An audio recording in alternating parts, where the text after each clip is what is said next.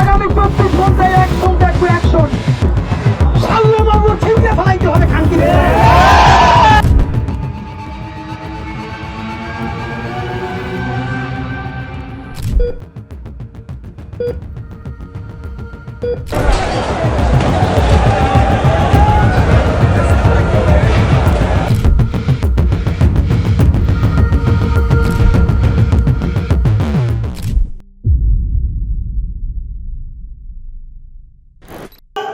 BNP যদি চাঁদাবাজি করে, জামাত যদি করে, তাদের বিরুদ্ধে আমরা বলবো এর মানে এই না এই জুলাইকে যদি কেউ বিক্রি করে দিয়া নতুন বাইক কিনে, আইফোন চালায়, ফ্ল্যাট কিনে, তারে আমরা ছাইড়ে দেওয়ার মালিকানা দেই না।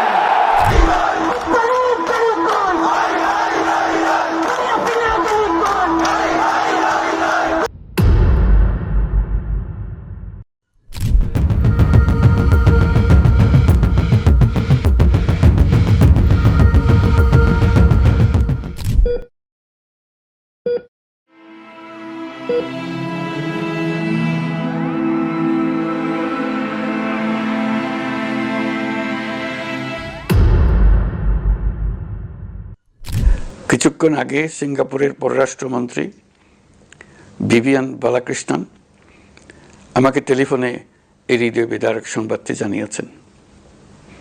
ফেসিবাদ ও আধিপত্যবাদ বিরোধী সংগ্রামের এই অমর সৈনিককে মহান রাব্বুল আলামিন শহীদ হিসেবে কবুল করুন, এই দোয়া করি। আমরা সবাই মিলে এই দোয়া করি। শরীফ ওসমান হাদির এই অকাল মৃত্যুতে আমি গভীর শোক ও দুঃখ প্রকাশ করছি।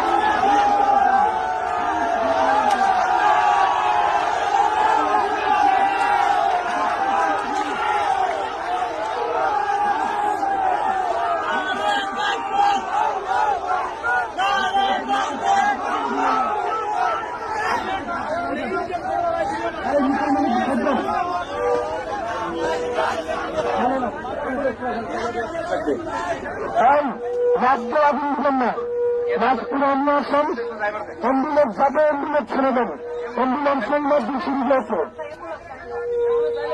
আমাদের 4-5 দিন ভলেন্টিয়ার দল তৈরি হন, অ্যাম্বুলেন্স অনেক দিবে।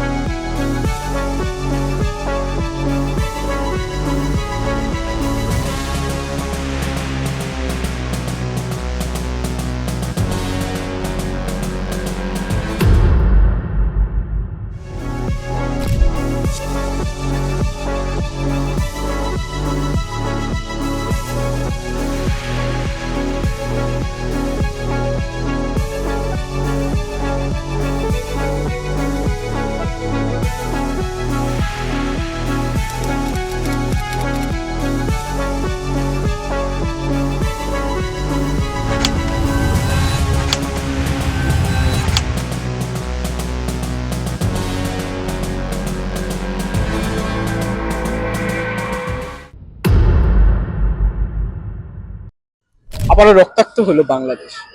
গতকাল কুখ্যাত জঙ্গি নেতা শরীফ ওসমান হাদির মৃত্যু ঘটেছে। তারপরই বাংলাদেশে শুরু হয়েছে এক নতুন রকমের, বলতে গেলে উত্তপ্তময় পরিস্থিতি, রক্তাক্তময় পরিস্থিতি।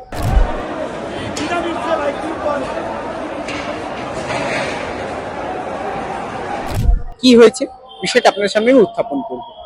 গতকাল যে ওসমান হাদি তার মৃত্যুর বদলা নিতে বাংলাদেশি কট্টরপন্থীরা আক্রমণ করে হচ্ছে চট্টগ্রামের ভারতীয় হাই কমিশন কার্যালয়।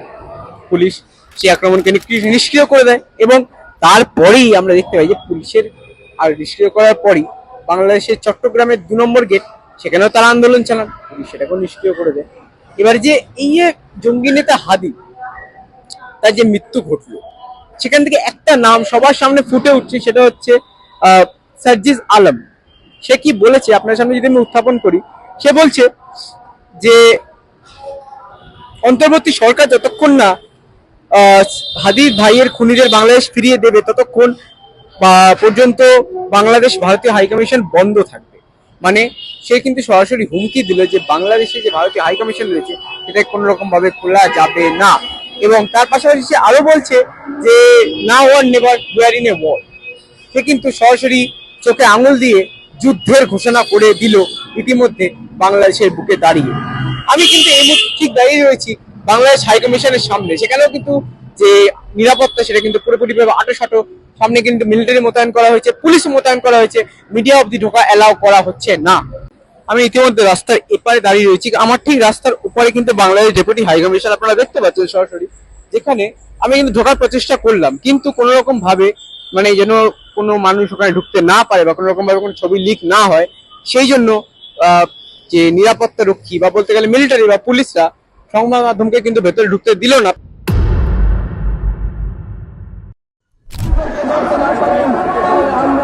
আমাদের কেন্দ্রের পক্ষ থেকে কঠিনতম সেভাবে সে আসামের তরফে এখানে আমার সংক্ষিপ্ত বক্তব্য শেষ করতে খাতম করি।